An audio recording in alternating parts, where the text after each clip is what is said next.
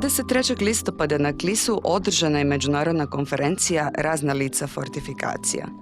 Interesantan naziv u pozadini krije priču o tome kako brojna zdanja kulturne baštine kojima Hrvatska obiluje približiti ljudima, sačuvati od zaborava i staviti u bolje turističko i gospodarsko korištenje. Gosti i gošće naše današnje emisije snimljene na konferenciji govore o tome kako se to može napraviti na tehnološki i društveno inovativan način, inovacijama u kulturi.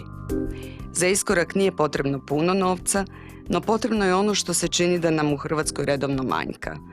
Bolja suradnja lokalnih samouprava, organizacija civilnog društva, akademske zajednice i svih drugih zainteresiranih strana, odnosno onih koji imaju znanja i vještine za doprinijeti. Sama konferencija je izvrsna priča takve međusektorske suradnje i sudjelovanja svih navedenih dionika. A gospođa Mirna Karzen iz Laboratorija za društvene inovacije će nam predstaviti što se točno dogodilo i dati dobar uvod u izjave gostiju koje slijede. Organizacija konferencije je nastala kroz izradu plana upravljanja tvrđavom Klis, koju naša firma Karzen i Karzen vodi kao izrađivač u suradnji sa Splitsko-dalmatinskom županijom.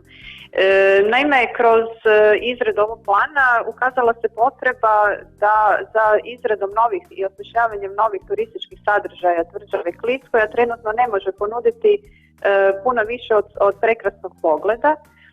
Međutim, kako i tvrđava Klis, kao i druge tvrđave ili kulturni lokaliteti u Hrvatskoj nemaju arheološke podloge i konzervatorske podloge, učinilo mi se da bi bilo interesantno organizirati ovakvu konferenciju upravo sa idejom da se vidi kakve nove ideje, odnosno nova rješenja, prvenstveno tehnološka rješenja postoje i u Hrvatskoj i u široj regiji u Europi, koja bi se mogla primijeniti u interpretaciji kulturne baštine, odnosno novih sadržaja i stvaranju novih doživljaja.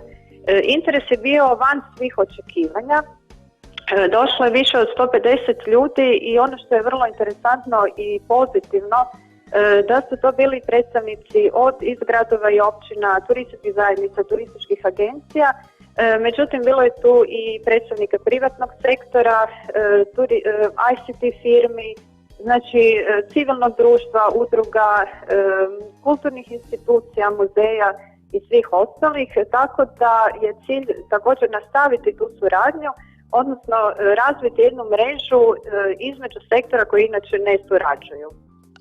Mirna, ono što se naime čini jeste da su uprave uglavnom jako zatvorene sve do trenutka dok ne vide da iz potencijalne suradnje mogu imati i ekonomske koristi. Ovdje govorimo upravo o takvim koristima, no koristi za zajednicu su uvijek višestruke, ne samo one financijske. Što treba napraviti, a da se naše uprave, lokalne samouprave u Hrvatskoj koje obiluju resursima, koji se ne koriste upravo zbog nedostatka te međusektorske suradnje, zato što nitko nije stavio sve ono što ima u zajedničko djelovanje, da se malo otvore i da takve inicijative poprime više snage. Da, istina je da su dosta zatvorene, razmišlja se na jedan vrlo jednoznačan način.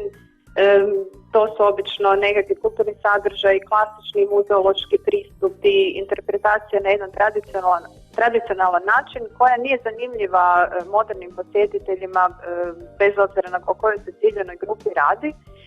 Potrebno je da se otvore, da uključe, da stvaraju te mreže, odnosno da se otvore prvenstveno prema privatnom sektoru, prema firmama koje se bave nekim novim rješenjima, da razmišljaju na jedan otvoreni način, možemo reći out of the box. Međutim, vrlo je teško iz njihove perspektive krenuti. Znači, ne zna se odakle krenuti, kako stvoriti priču, kako tu priču interpretirati, kako financirati, kako realizirati male korake koji će imobilizirati lokalnu zajednicu, jer kao što ste rekli, koristi su višestruke i ekonomske koristi, znači koristi od povećanog broja posjetitelja, od novih turističkih sadržaja, novi prihodi, različite koristi i kroz uključivanje lokalne zajednice, lokalnih poduzetnika, obrtnika i u samu realizaciju, ukoliko se radi o infrastrukturnom uređenju određenih kulturnih lokaliteta, znači tu se privatni sektor, privatne firme i obrti mogu uključiti u samu izvedbu. Isto tako i lokalne firme ili udruge mogu se uključiti u interpretaciju sadržaja, dakle tu su još i turističke agencije, turističke zajednice. Svi dionici mogu imati stvarno velike koristi od razvoja i revitalizacije ovakvih kulturnih lokaliteta koji se vrlo često smatraju samo, pogotovo kad se radi o tvrđavama, samo nekakvom gomilom kamenja u dvorištu i vrlo često se ne prepoznaju te višestruke koristi. Pa evo Mirna, da krenemo na ono što jeste konkretno u stvari i nažalost i završit ćemo time jer nas čekaju brojne izjave još u nastavku, no financiranje. Kakve su mogućnosti opće financiranja takvih inicijativa? Financiranja ima dosta mogućnosti. Ono što je potrebno, znači kako, prvenstveno tu govorimo o fondovima Europske unije, ono što je potrebno, svaka lokalna zajednica, grad, općina koja u čijoj se, znači na čijem se teritoriju nalazi taj lokalitet, trebala bi izraditi jedan operativni plan koji bi sadržavao konkretne korake revitalizacije, znači od nekih konkretnih inicijalnih koraka ili mjera zaštite, čišćenja, možda nekih soft projekata, događanja i slično, do dugoročnije obnove, revitalizacije, arheoloških ispitivanja i slično.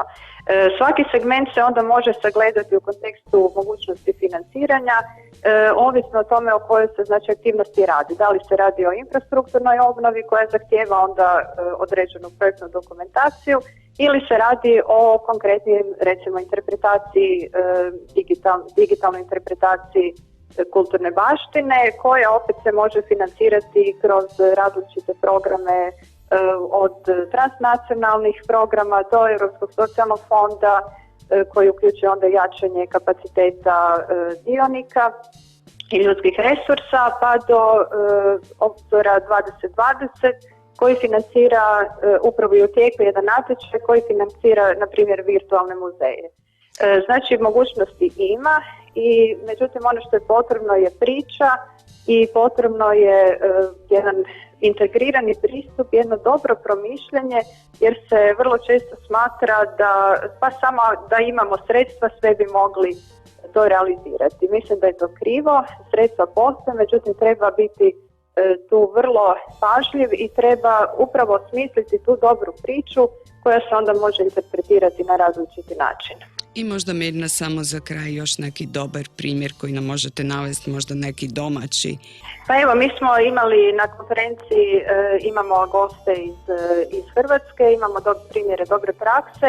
Tu bi navela grad Šibenik koji stvarno razmišlja na jedan novo, otvoren način, kroz korištenje i digitalne interpretacije i novih turističkih sadržaja, do upravo uključivanja različitih stručnjaka i stvaranja tih jednih integriranih i na kraju i održivih modela.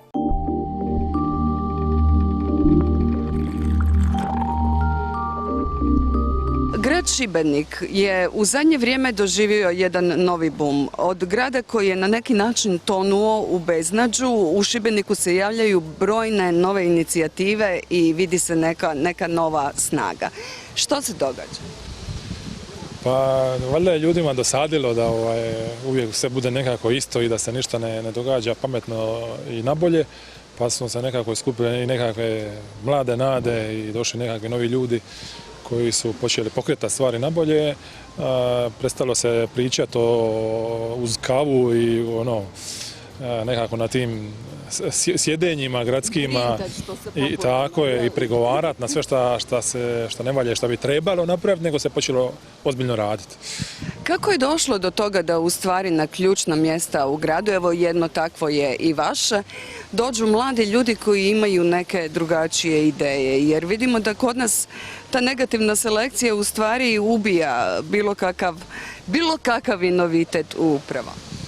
Pa mi smatramo da to je jedna od bitnih faktora zašto se te promjene značajne događaju kod nas u gradu, je zato što se prepoznalo da bez toga da se da šansa najboljim ljudima, da se da šansa ljudima koji imaju ideje, koji imaju znanje, koji imaju volju, ali istinski to imaju, a ne samo u priči, da se bez toga ne mogu dobiti ozbiljni rezultati, jer mi imamo sad situaciju da evo konkretno ljudi s kojima ja radim se ponašaju kao da rade za svoju privatnu firmu, u smislu da se radi kad god treba, koliko god treba, da se gleda na svaku kunu, kao da je iz svoga džepa se vadi, da se ide na to da se naprave najbolji projekti mogući, ne da se samo odrade i slične stvari, zato što imamo prvo i ljubav prema sredini u kojoj radimo, a drugo nekako računamo da radimo za sebi bolje sutra, bolje svojoj djeci, prijateljima i svim ostalima. Mislim, svi u javnom sektoru bi trebali raditi za neko bolje sutra i sebi i svima ostalima. Mislim, prvenstveno je li javno dobro svima ostalima, no to se ne događa, ali to kod vas znači da u stvari postoji ona prava intrinzična motivacija i da ti ljudi tu nalaze sebi dobro radno mjesto, dobro mjesto za život, da vjerojatno osjećaju da mogu napredovati do najboljih svojih granica. Pa to vam je najbolje oslikava situacija kad većina ljudi, kad je nedjelja onako predvečer, već im je grč u želucu jer dolazi taj neki ponedjeljak kad mora ići raditi. Ali nama se događa obrnuto, mi smo onako veseli jer eto ponedjeljak je pa se ujutro dižemo pa idemo raditi pa ćemo vidjeti te nekakve drage ljude s kojima radimo na nekim interesantnim projektima, na nekim interesantnim stvarima i imamo stvarno gušt i dolaziti na posao i raditi te sve stvari jer nalazimo svoju neku satisfakciju u tome što radimo. Iz jedne takve atmosfere je proizašla i priča sa Jurajem Dalmatincem. Možete nam opisati što je to? Tako je, dakle radi se o jednom projektu koji služi za turističku promociju Šibenika, koji je zamišljen da uz pomoć nekakvih novih tehnologija vam oživi Juraj Dalmatinac koji je bio povijesni graditelj Šibenske katedrale i ispriča nekakvu svoju priču o tome kako je on gradio tu katedralu i kako je ona nastala. Tako da uz pomoć pametnog telefona vi imate taj lik Juraja Dalmatinca koji vam priča o toj povijesnoj gradnji katedrale. Dakle, to je u stvari jedna tehnološka inovacija upotrijebljena u svrhu neke kulturne revitalizacije kulturnih sadržaja. Vi ste zato dobili i nagrade. Pa tako je, to je jedna novost kojom smo mi željeli privući dosta nekakvu pozitivnu pažnju na grad Šibenika, a s druge strane i pokazati ljudima i u gradu i u Hrvatskoj da se mogu raditi stvarno interesantne stvari koje zaslužuju to i svjetske nagrade u ovom slučaju, a da se ne mora ići za to u nekakvu Ameriku ili u nekakvu zapadnu Europu, nego da se to može raditi u Hrvatskoj. Za to nije trebalo puno para, je li tako? Tko je to podržao? Pa to se napravilo sa relativno malo novca, dakle ta sredstva je u većem iznosu osiguralo Ministarstvo turizma koje eto, ima razumijevanja za interesantne projekte koji se događaju u Hrvatskoj pa nas je i tom prilikom podržao. A recite koliko je to bilo novca ako smijemo? Pa dakle za ovaj konkretni projekt je sve skupa koštalo oko 100.000 kuna, od toga je 80% osiguralo Ministarstvo.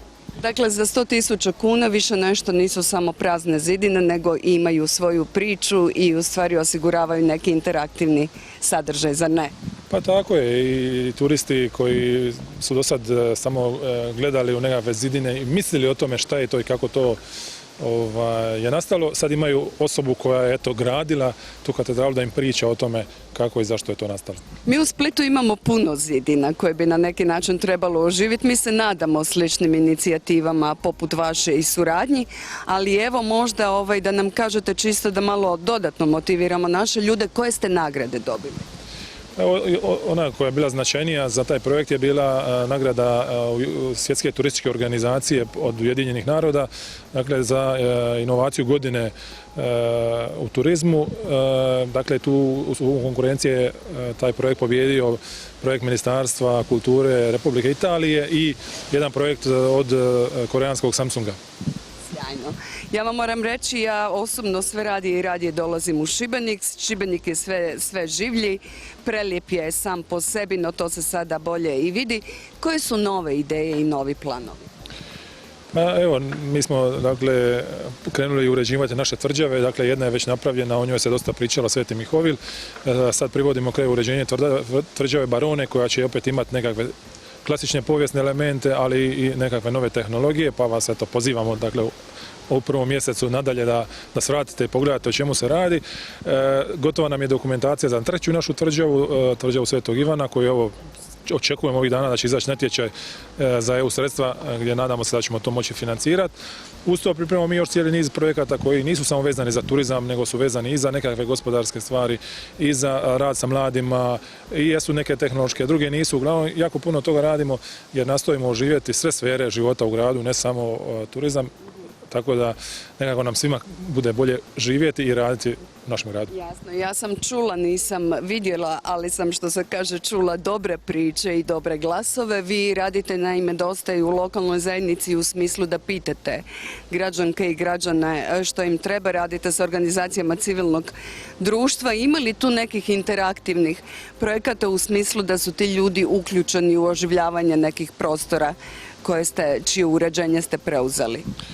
Pa dapače, mi smo vrlo otvoreni po tom pitanju, dakle, kogod ima dobru volju, prije svega biti aktivan u svojoj zajednici je uvijek dobro došao.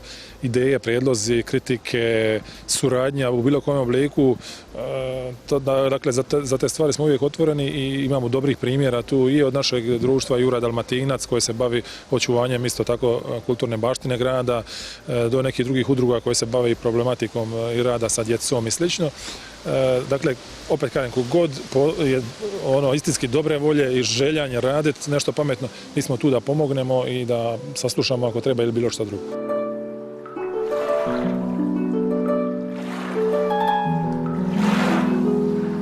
So it's my pleasure to welcome you here in Klis, and it's quite weird to have you as, I would say, international star in urban innovation and town branding here in Klis. I like challenges. No, I mean, it doesn't matter if it's a small place or a big place. Every place has a reputation, and every place has a right to make the most of that reputation. I'm very happy to be here in Klis. I've never been here before, though I've been many times in Croatia before. And it's a fantastic fort. I was very impressed when we were up there this morning. I'm surprised I've never heard about it before, and I think it definitely should be heard more. So it's a fantastic place you got here. Before I will ask you about your actual job, about urban innovation, I would ask you also, I mentioned the star word, which is quite close to you because you were a part of the Game of Thrones crew while it was filming in Iceland. That's correct, yes. I wasn't a star though, but I was one of the wildlings, so I was part of the Game of Thrones in Iceland, yes, that's correct. So I also heard you in your presentation that you said that you were quite often in Split, I mean not quite often, but several times already, but you haven't heard of Klis Fortress until now. Isn't it strange? I find it strange. I find it very strange. And also, I've noticed that people don't think of Klis Fortress as part of Split because it's another municipality. And I understand that. It's a common perception that people have when they live in a certain municipality. But for me, as coming from outside, there's no difference between Klis and Split. And I can't understand why they don't work more together in promoting each other, because it makes absolutely no sense not to work more together and promote each other, because I mean, it's 10 minutes from Split, and these tourists should be coming. There are so many tourists in Split, and they should be coming here. And it's win-win for both parties, because Split has more to offer, and Klis is getting the tourists. So. And there are more other, I mean, here, localities like this that should be a part of the whole Split attraction in tourism, but they are unfortunately not. How can you help with it within your job, within your profession? Well, my profession is first of all to identify the stories that people are working with and the brand assets. You know, what is it that is the strength of a region or a place? So what I can help with is to identify these strengths and bring these stakeholders together. That is usually the biggest challenge when I'm working. It's to bring the stakeholders together and get people to cooperate. Because wherever I go, it's always the same story. Well, it's hard to work together, and we are used to doing it this way, and they are used to doing it that way, etc., etc. It's like that everywhere, and it's just a decision to decide, okay, now we're going to sit down together and we're going to figure out the way how we can both benefit the best way. And it doesn't matter if it's Split and Šibenik or Split and Klis or whoever it is. This is what really works, and we need to remember who is it that we are competing against. And a place is usually not competing against the next place. A place is competing against another country, another destination. For the tourist, this is the same destination. So Klis is not competing with Split. Klis is competing with Spain. Klis is competing with Greece, not with Split and not with Šibenik. And that is an important realization. When people realize that, they usually are much better at working together and finding a way how they can benefit from cross-promotion, from standing together and building a strong brand that brings people to Croatia. And can you tell us some good examples of the situation where people manage to overcome position we and them and work together and provide something better for, everybody? Absolutely. My home country, Iceland, this was the case not so many years ago. That people were always competing against each other. One hotel was, their only enemy was the only other hotel in the region, and they didn't realize that it didn't really matter because what they needed to fight for was getting people to the region, number 1, 2, and 3, and. The promotional offices in Iceland, for tourism, which was one office, for investment, which was another office, they joined forces and created something called Promote Iceland about 6-7 years ago, something like that. And that has proven to be a very good decision. And promotion is more powerful now. They've got a stronger voice because they got one voice. They are more effective in their communications. And they are more organized and synchronized, so that because you can never control all the voices that are out there, but when people know what material is out there and what the main assets of the brand of Iceland is, they communicate that story individually, and that makes a very strong front. Basically, you're selling your services in branding the cities all around the world. Who is usually coming for your services and ordering them from you? You mean like my clients? I mean your consultancy. Yes, well, my clients are very often city authorities, but not necessarily of a single city, but very often they create a consortium of the neighboring municipalities that benefit from the brand of the largest place. And this consortium then becomes my client. I also work a lot with tourism boards around the world, and sometimes I even work with very small municipalities or locations. And any really nice story that you can share from your working experience, like the small place that were built into the tourist attraction, where the cultural heritage were preserved and put in use in that sense? Well, I can take my hometown as an example. I lived in a small town in northwest Iceland when I was growing up, and we were 400 people at the time. In 2005, there were just over 100 people left. And the diaspora, those who had moved away, they came together and to sit down and talk and try to find a way, how can we rebuild the village? And it started with the sea monsters, because we have more sea monsters in that fjord than any other place in Iceland. We have over 200 sightings in the fjords in the last 100 years. So that became something that brought people together. It was a project, and we opened up the Sea Monster Institute in the fjord. And it has been like the first step of many that have followed. So now there are over 200 people that live in the village. It doesn't sound like many maybe, but it's over 100% growth in only 7 years in a very small town in rural Iceland. Yeah. You said at one point that you don't have fortress in Iceland. Is it true? Why? We were a very poor nation, and also we are an island just under the North Pole, so we didn't really have any enemies. We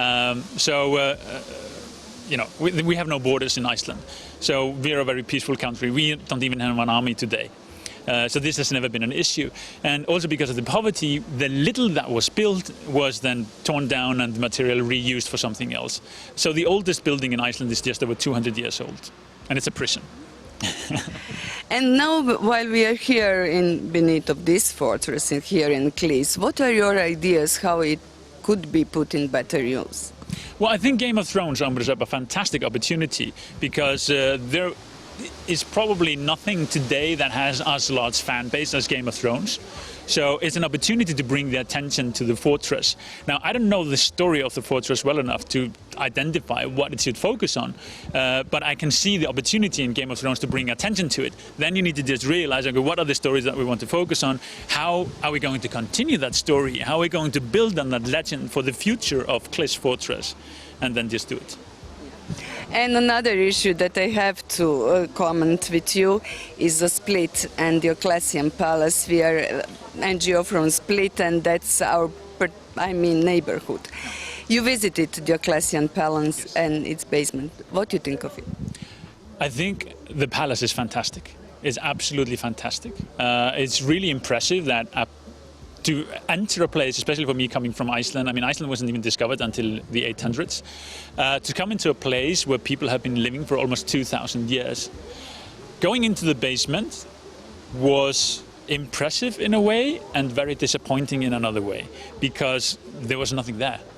And there were no stories. There were some artifacts, and they were just old stones, because there was no story about what they were, where they were from, what purpose they had, or anything like that. And there is a huge potential that is not being used there to create a strong story and relate to the people that come there, so that they can share something fascinating when they get back home and bring more tourists to Split. So you think that it could be used better and it could be developed with new technologies and the new ideas and the storytelling that you promote in a better way? No doubt, no doubt. And with the modern technologies, with beacons and mobile phones and iPads, when you can create augmented reality, the possibilities are absolutely fantastic. And you don't need to put up some theater down there. I mean, just if you start with an app, you don't really have to do anything there. You just need to create the app, and then you can create the virtual world. So there are really many ways that you can go around this today, and the options are very, very exciting with those technologies. So in a way, it may be an opportunity that there's nothing there now, because it means you can develop anything there now. So this is an opportunity to really, make the palace something that is going to be a role model for other palaces and forts, and make something fantastic.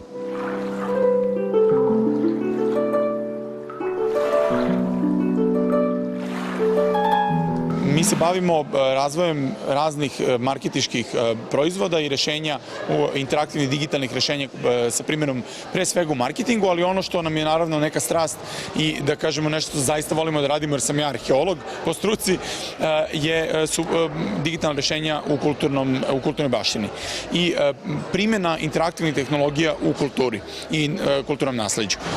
Tako da se trudimo da, iako ti projekti su daleko manje komercijalni ili isplativi od nekakvih, da kažemo, projekata u samom, za krajnji klijente, brendove velike i tako dalje, nekako ta strast koju ja vučem još iz svog ranijeg obrazovanja arheološkog me vodi da ostajem u ovom sektoru i da nastavljam da se trudim da doprinosim boljoj promociji kulture. U stvari, strast i proizvodi najbolje i najinovativnije stvari. Možete nam ukratko opisati što ste do sada radili? Ima li nekih dobrih primjera prakse iz vašeg dosadašnjeg radnog iskustva koje bi voljeli podijeliti s hrvatskom javnosti? Pa, ima svašta. Da, ja se bavim primjenom tehnologije u kulturi bukvalno od kad sam upisao fakultet, što je bilo davne 1997. godine, a tad smo radili svašta nešto. Recimo, radili smo softver za arheološke istraživanja, koji nažalost nije otišao dalje od našeg lokaliteta na Vinču kod Beograda, ali se već 10 godina tamo koristi. Mi smo imali neke 3D tehnologije koje smo razvijali tada za iskopavanja, kada 3D još nije bio ni u, da kažemo, nekom, tek povoju je bio. Radili smo recimo interaktivnu rekonstrukciju Beograda iz 15. veka 2004. godine, što je pre 11 godina. Sa 3D naočarima se išlo kroz to, imali ste turističkog vodiča koji je bio, u stvari sedeo za kompjuterom i vodio vas je kroz kao igricu, a u stvari nije igrica, nego je svet iz 15. veka. Pa smo onda radili rekonstrukciju Gamzigrada, pa 3D skeniranje Beogradske mumije. Jedan jako važan projekat je bio Kikinski mamut, koji smo radili 2006. godine i on je trebao da brendira Kikindu mamutom koji je pronađen u Kikindi, koji je bio potpuno zaboravljen, bio je od 1995. kad je iskopan u fabrici, nije bio u muzeju, fabrika nije dala muzeju jer su imali neki dogovor da oni kao to čuvaju, da bi, mislim, katastrofa, ali suština je u tome da smo mi uspeli da dobijemo sredstva od Evropske unije da revitalizujemo mamuta, pa smo radili 3D skeniranje mamuta, repliku u prirodnoj veličini i napravili smo prvi 3D bioskop u Srbiji koji je bio u Kikindskom muzeju. I muzej koji nije imao posetioce praktično uopšte, sad su bukvalno bili naleti dece koje su dolazile da gledaju film i naravno i starijih. Revitalizovali smo prodavnicu suvenira i zaista je od tog trenutka pa nadalje Kikindski muzej počeo da živi jedan novi život, a cela Kikinda je postala poznata po mamutu. To je sjajna priča, u stvari ne sjajna, nego više nego sjajna, ali recimo naši ljudi koji ne idu često, nažalost, recimo u Srbiju i ne znaju da je Beograd prilično solidno brendiran. Ja recimo kad god idem gore volim kupovati suvenire beogradske koji su sjajni. Ta aplikacija o kojoj ste pričali, je li to nešto što je još uvijek u upotrebi? Dakle, meni kao turistkinji koja dođem, je li to nešto što mogu koristiti još? Ili što bi mi preporučili da koristim? Mi u suštini, znači, moramo da razgraničimo pojmove. Znači, imamo s jedne strane klasičan turizam koji je, gde vi jurite da se dobro zabavite, da se dobro prevedete, možda noćni izlasci, shopping, nekakav i nešto, i postoji kulturni turizam koji bi nam na neki način dao više informacija o kulturi nekog lokaliteta ili nekog destinacije na koju smo otišli. Sada, aplikacije za turizam postoje i one naravno imaju svoj komercijalni interes veliki, zato što vi kroz te aplikacije prodajete određene turističke proizvode ili druge vrste proizvoda, hrane, pića, hotela i tako dalje. Dok aplikacije u kulturnom turizmu su mnogo manje zastupljene i nisu dovoljno razvijene. Ono što se mi trudimo sad u Srbiji, a nadamo se da ćemo uspeti u regionu u Evropi, da napravimo jednostavna rešenja koje će radnici u kulturi moći brzo i lako da instaliraju i implementiraju u zaista zastarele sisteme. Imajte u vidu, u Srbiji Narodni muzej ne radi već više od 10 godina. Muzej savremene umetnosti u Beogradu ne radi više od 10 godina. Znači, mi imamo ozbiljan problem sa muzejima u Srbiji. Gradski muzej, muzej grada Beograda ima zgradu u koju vi ne možete da uđete, da dođete. Mislim, nije otvorena, ima samo povremeno nekakve izložbe. Muzej koje spominjete ne rade zašto? To je pitanje za kosmos, nije za mene. Oni su u rekonstrukciji sve vreme. Mislim, ne znam zašto ne rade. Niko nije, kada su ih zatvorili radi rekonstrukcije, niko nije shvatio da je mnogo opasno da muzej ne radi 10 godina. Vi ne možete budete u rekonstrukciji ako ne možete da završite za 2 godine. Ako ne možete da završite, otvorite ga kakav god daje. Samo da ljudi imaju gde da dođu. Vi imate sada generacije koje su izrasle u Beogradu i u Srbiji koji nikada nisu bili u muzeju jer nemaju gde da odu. Znači, vrlo jako komplikovana situacija. Što radite na tim stvarima? Dakle, možete li kako sa svojim djelatnostima, ipak radi se o tvrtci, radi se o inovacijama, prodriti do donositelja odluka da se i ta situacija pomakne? Pa, možemo. Ne mnogo, ali duboko da uđemo u sistem, zato što vi kad ste kao komercijalni, kad ste firma, svi gledaju da vi hoćete da zaradite, što opet prirodno, jer kao svi mi zarađujemo nešto, od nečega živimo. Ubacivanje komercijalnog sektora u jedan ili nevladin ili vladin sektor, posebno kulturno nasleđe koje kao je bitna stvar, uvek se posmatra sa nekim strahom i sa nekim odbojnošću, hajde tako da kažemo. Ali vi ipak morate da platite struju kao muzej, vi morate da platite telefone nekim velikim firmama, morate da platite bilo kakve račune koje imate, vi plaćate. I to nije problem, to se podrazumeva.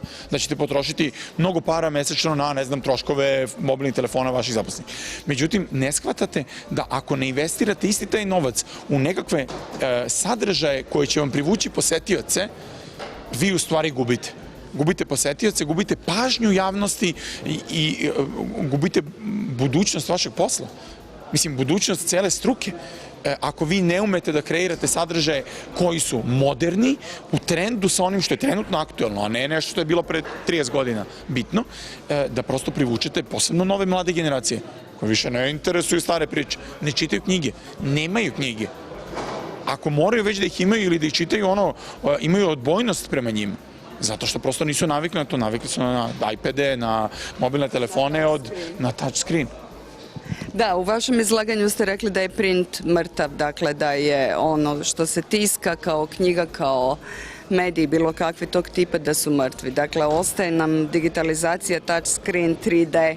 Da, mislim, kad se kaže print je mrtav, mi uvek kad pričamo o tehnologijama danas, mi u stvari pričamo o njima sutra. Znači, mi se trudimo da vidimo šta će biti za 5 ili 10 godina da bi razumeli kuda će sve da ide. I zato kad kažemo print je mrtav, mi mislimo na to da danas zaista kada idete da uzmete knjigu sa police, da je čitate i tako dalje, imate drugačiji osjećaj i emociju prema toj knjizi, posebno novije generacije u odnosu na to ranije kako smo mi imali. Nama je knjiga bila jedini izvor informacija. Jedan jedini, ja se sećam pre 20 godina, ako nemam knjigu o nečemu, ja nemam informacije. Danas, ja kad pogledam knjigu kažem, imam ja to na internetu, naći ću. Ili imam mobilnu aplikaciju za to, ne treba mi knjiga. Mislim, samo taj promjena tog state of mind, to prosto vas navodi da razumete budućnost na jedan drugi način. Ako ne možete doživite print na neki drugi način, možete da ga tretirate kao da je mrtav. Koliko ste upoznati sa, u stvari, kulturnom baštinom ovdje našom srednje dalmatinskom? Evo, danas se družimo ovdje na Klisu. Jeste bili u Splitu u Dioklecijanovoj palači? Pa, kao arheolog, neke osnovne stvari, jer sam, ne samo što sam morao da naučim, nego sam i želeo da posetim i da vidim, pošto je ovo blizu ovde, ja sam oduševljen, naravno, lokalnom i kulturom i opšti zajednicom i svim nasleđem koje se baštini ovde. Bio sam u Puli, naravno Dioklecijanova palata u Splitu, koju sam posetio više puta. Ono što je interesantno je da je u stvari na Balkanu mi imamo te neke spomenike rimske kulture koji su nama bili bitni kad smo radili recimo rekonstrukciju naših rimskih lokaliteta. I ne samo da sam bio, nego sam morao da nabavim i literaturu o tome i da čitam puno o tome da bi razumeo kako izgledao ceo region Balkana u vreme, da kažemo, Rimske imperije. Kako je to prikazano danas? Jesu li te naše, u stvari, kulturne znamenitosti dovoljno dobro reprezentirane nama prvima, dakle javnosti, a onda i onima koji ih dolaze vidjeti? Pa, znate kako, ja mislim ne da ne, nego što je neki lik jednom rekao nula, ovako nula. Mislim, nije nula, ali u odnosu na to kako vidim da bi mogle da budu prezentovane, kaskaju za vremenom, užasno. Znači, prosto to nije dovoljno dobro. Za današnje standarde mladih generacija, novih tehnologija, mi ne pratimo kao sektor kulture, ne pratimo dovoljno trendove i ne znamo to da uradimo dovoljno dobro. Moraju ljudi koji se bave kulturnim nasleđem da izađu iz svojih muzeja i da prosto ono što oni rade svaki dan, sede na Google-u, isto na svojim telefonima rade, da samo da shvate da to isto i posetioc radi. I da to isto, ako vi nemate za posetioca na jedan novi način, da vi niste dobro isprezentovali vaše kulturno nasleđe. Jedna priča je priča održivog razvoja općenito i očuvanja materijalne kulturne baštine. Nećemo previše ulaziti u to, ali ćemo se dotaknuti ovog aspekta da Hrvatska u stvari tvrdi da je njen jedan od gospodarskih prioriteta razvoj turizma. Dakle, prikaz sve te naše prelijepe kulturne baštine na jedan interesantan način svim turistima i turistkinjama koji bi je htjeli doći vidjeti. Kako bi se to moglo unaprijediti? Evo, kako vi vidite recimo Dioklecijanovu palaču sutra da bi ona bila atraktivna, da grad Split ne bi bio Split sa zidovima i malo toga drugog? Pa, za početak, to je jedno vrlo kompleksno pitanje. Teško da ovako na blic mogu da dam ispravan odgovor. Morao bi dosta da razmišljam o tome šta bi sve moglo da se radi. Ali svakako komunikacija. sa posetiocima je jako važna. Vi ako niste iskomunicirali Dioklecijanovu palatu posetiocu, ako je došao na trajekt i otišao na Hvar, a da je prošao pored palate, da nije shvatio gde je, vi ništa niste uradili. Za Klis se, evo čuo sam danas, ja nisam znao za Klis. Bio sam nekoliko puta u Splitu. Prosto informacije su bitne. Da na pravi način onome ko googla kako da dođe do Hvara, na neki način njemu mora da se pojavi i Dioklecijanova palata.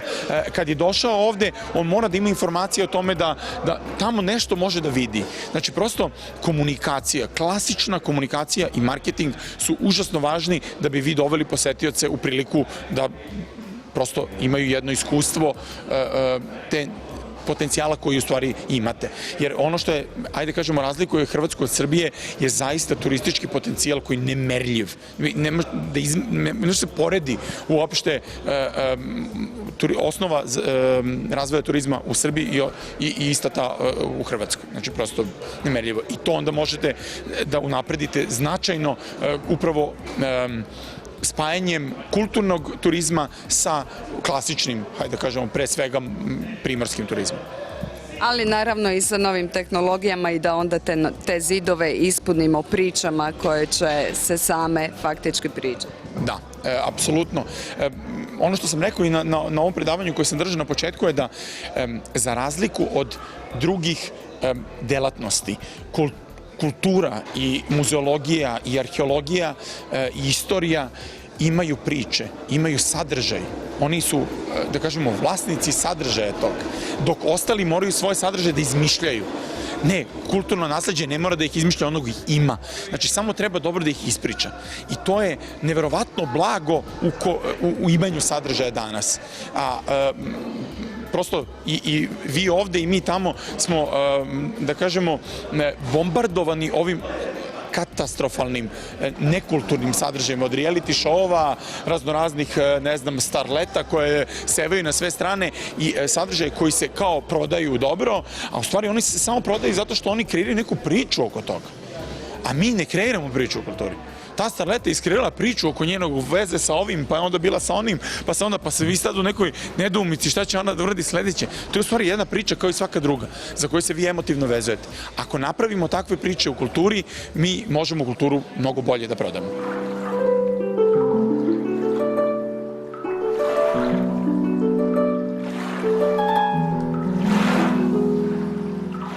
Kotor Raps je zapravo ta inicijativa, odnosno naš projekat kojim se bavimo, koji funkcioniše u okviru festivala Kotor Art, koji je jedan ovako multidisciplinarni i sveobuhvatni festival.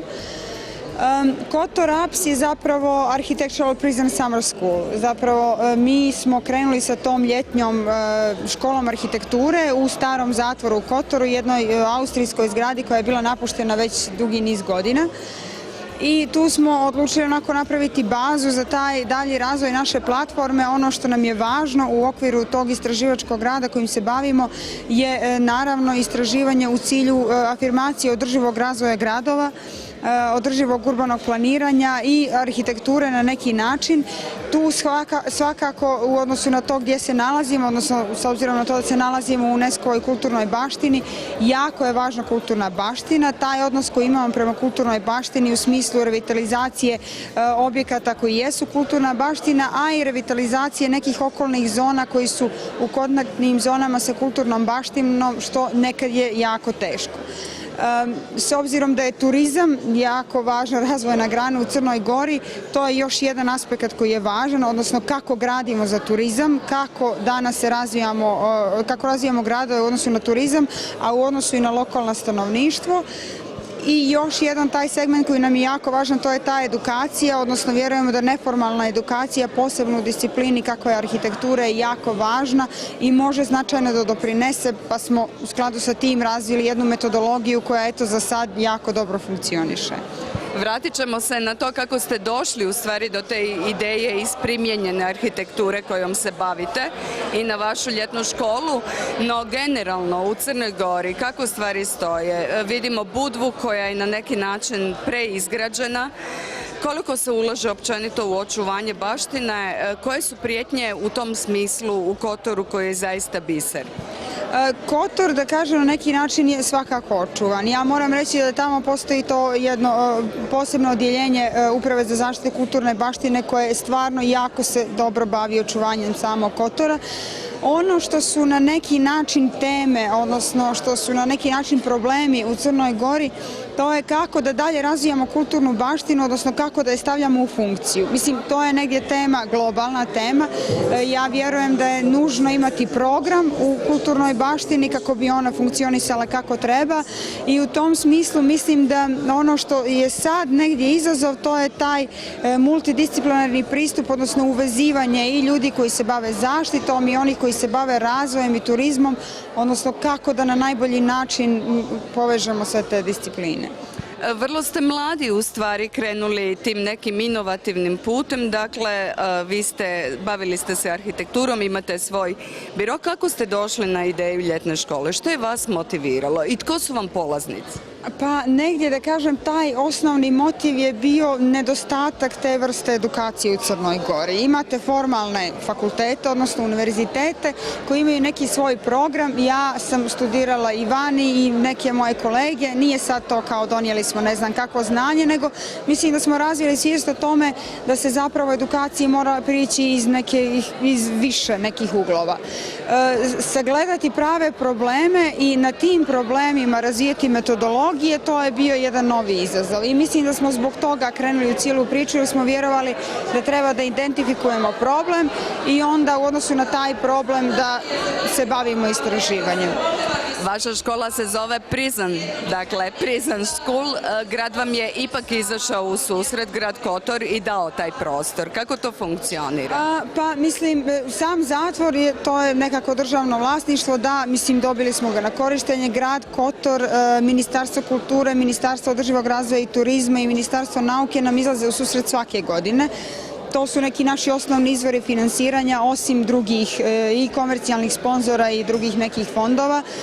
Pa u početku je, kao i za sve slične projekte, ta saradnja dosta teška. U smislu ono što je nas zanimalo je ne da nas finansiraju i daju nam tu neku vrstu podrške, nego da studije koje izlaze iz našeg projekta stvarno budu iskorištene na neki način.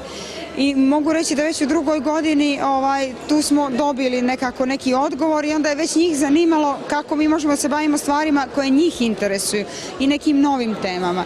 I stvarno moram da kažem da iako uvijek treba raditi na toj saradnji, imamo jako dobru saradnju.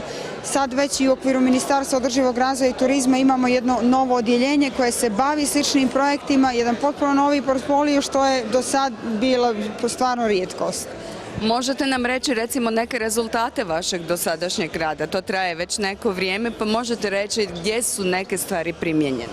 Pa evo, konkretno kad se radi o toj zgradi starog zatvora koja je bila zatvorena godinama, koja je bila u nekom procesu i privatizacije, dosta neuspješna u tom trenutku, moram reći da u ovom trenutku je napravljen jedan novi projektni zadatak na osnovu kojeg će se ta zgrada renovirati i biti neki održivi model koji funkcioniše po principu događaj i manifestacije plus taj rezidencijalni dio za smještaj koji je vrlo atraktivan.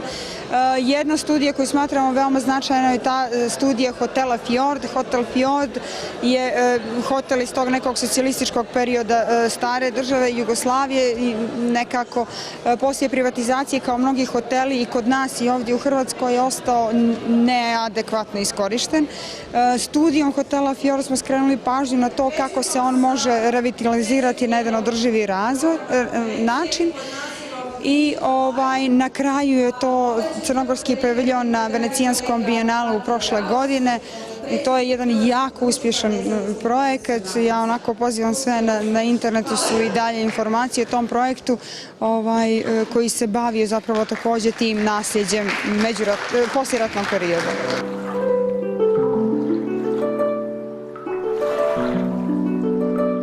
Pitala sam za one koji sudjeluju u vašim radionicama. Koliki je interes i tko su ljudi koji vam se pridružuju? Pa ovako, prvo ako govorimo o mentorima, odnosno o predavačima, jer svake godine imamo tu radionicu u kojoj imamo najmanje 2 mentora i više i onda imamo na kraju neku konferenciju, okrugle stolove, zaključke i tako dalje.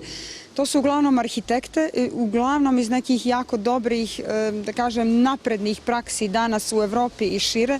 Stvarno se nastojimo da okupimo tu neku, da kažem, elitu, ne zato što su elite, već zato što stvarno nekako, evo sad možemo i reći, su ponudili neko znanje i iskustvo koje je bilo jako dragocjeno. Tu su i, da kažem, također arhitekte i drugi stručnjaci, istraživački radnici i tako dalje, uglavnom profesori sa univerziteta koji su nam do sada bili partneri, kao što su Univerzitet u Friborgu, ETH univerzitet u Cirihu, Winterthur i mnogi drugi. Mislim i ovdje iz okruženja i Ljubljana i Zagreb i Beograd i tako dalje.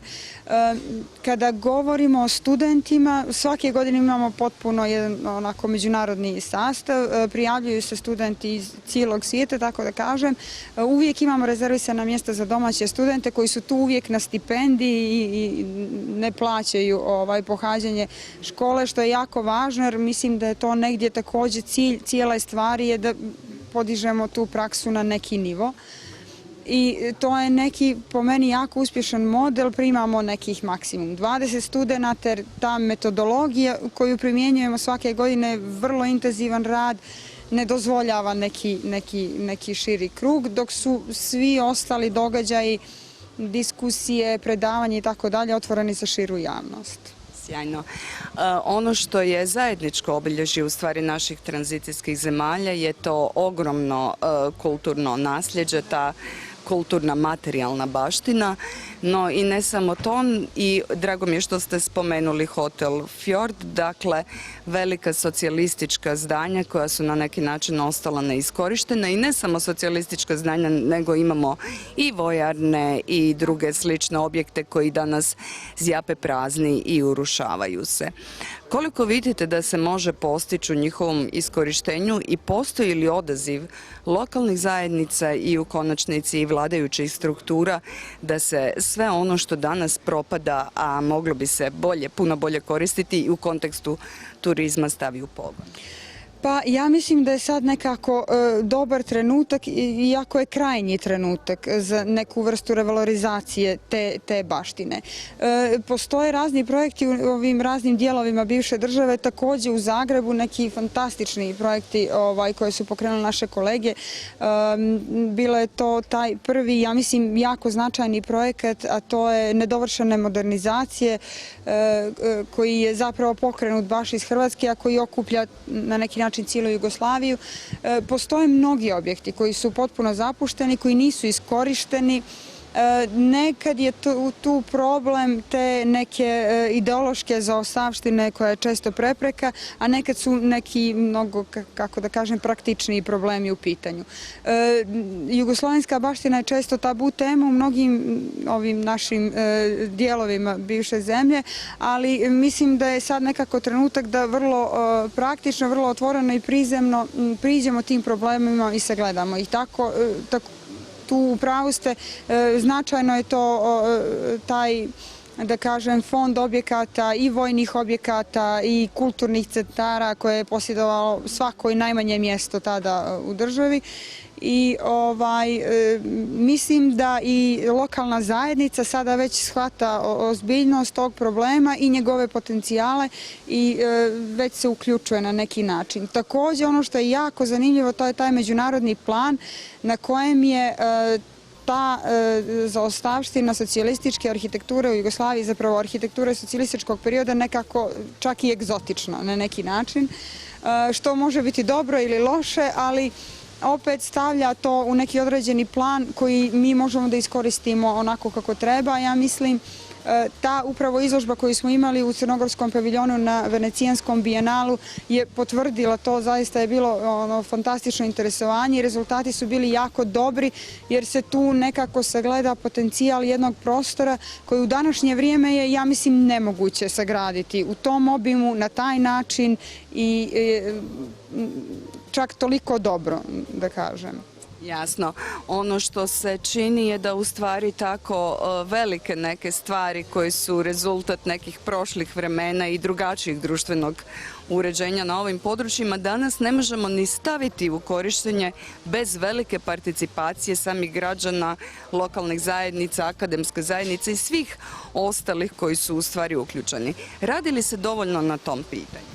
Pa mislim, kod nas u Crnoj Gori ne, ali evo da kažem na nekakvom smo početku. Mislim da se ne radi dovoljno ni na drugim mjestima, na nekim čak suprotno. Ako govorimo o bivšoj Jugoslaviji, u Makedoniji imate potpuno poništavanje tog dijela istorije i jedno ovako stavljanje iza jedne zavjese, ali bukvalno neoklasične. Dakle, mislim da se ne radi dovoljno, ali također vidim da postoje mnogi inicijative i vidim da postoji neka onako veća želja da se sad radi na tome. Kao što sam i prije rekla, tu je jedan ogromni potencijal. Mislim da je turizam također jedan od mehanizama koji može da pokrene cijelu stvar. A sama identifikacija svih tih prostora je također na neki način izazov. Da, i u konačnici vjerojatno i jedan od prvih koraka. Ja moram priznati da je ogromno zadovoljstvo naći ljude koji imaju tu inicijativu i bave se tako sjajnim stvarima. Kakva je mogućnost za umrežavanje i suradnju? Evo danas smo tu na Klisu ispod Kliške tvrđave koju također treba staviti u bolje korištenje. Ona je neki stari kulturni resurs, ali tu u okolici imamo i ovih drugih resursa koje smo spominjali. Kako možemo surađivati svi mi s ovog prostora koji jeste orijentiran jedan na drugi? Pa mislim da već postoje neki uspješni modeli. Upravo i te nedovršene modernizacije koje sam pomenula i neki drugi projekti su pokazali da postoje ljudi koji su jako zainteresovani i da ukoliko postoje ljudi koji su zainteresovani, mislim uvijek se to svodi većinom na neke lične inicijative i na ogroman rad, individualni često, ali sve više se neko umrežava. Mislim, to je i vrijeme u kojem živimo i svi društveni mediji i tako dalje, tako da ono što mislim da je izazov je koristiti fondove, koristiti te neke projekte i organizacije koje mogu da doprinesu boljem finansiranju i boljem, da kažem, infrastrukturnom nekom umrežavanju svih organizacija.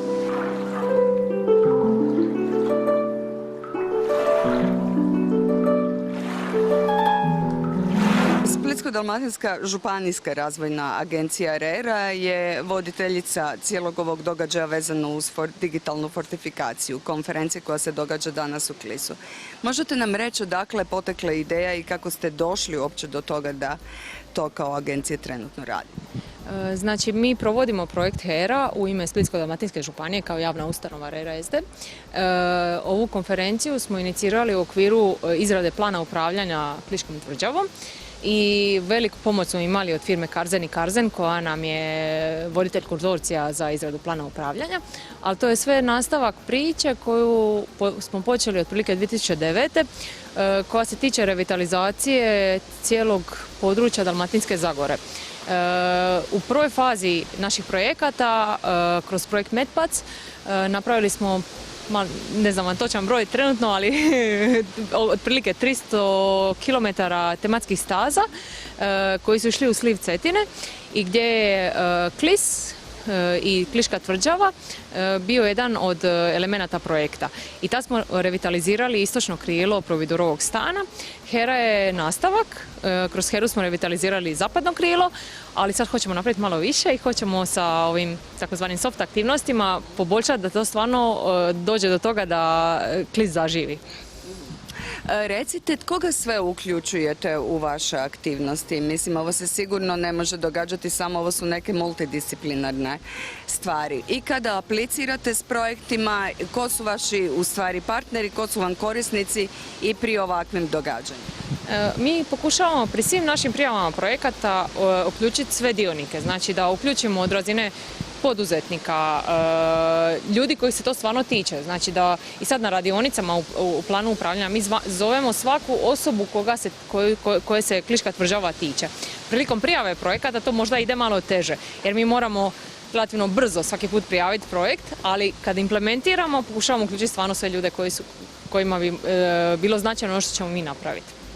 I kakvi su daljni planovi u stvari RERE vezano ne samo za Klišku tvrđavu, nego općenito evo za tu revitalizaciju kulturne baštine u cijeloj županiji?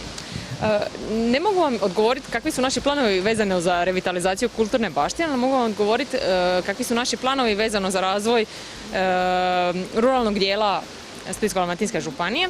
Znači, mi planiramo u Čaporicama, u Trilju, ne revitalizirati, nego napraviti agropoduzetnički centar koji bi bio osnova za razvoj cijele Zagore i cijele Splitsko-dalmatinske županije. Već smo iz IRDF-a, znači to je Europski fond za regionalni razvoj, dobili 2 milijuna eura za infrastrukturni proširenje poduzetničke zone u Čaporicama. I sada idemo sa novim projektima i sa novim fazama tog projekta koji će biti osnova za puno toga. A recite, što se tiče podrške lokalnih zajednica od općina, gradova, pa eto i do same županije koja vas je osnovala? Imamo fantastičnu podršku, imamo fantastičnu suradnju sa većinom gradova i općina. Ja vodim projekt koji zovemo EU škola i tu smo do sada obrazovali otprilike 320 osoba, od kojih je, ja mislim, 50 jako aktivno u povlačenju sredstava iz Europske unije. Tako da naša županija je stvarno na dobrom putu.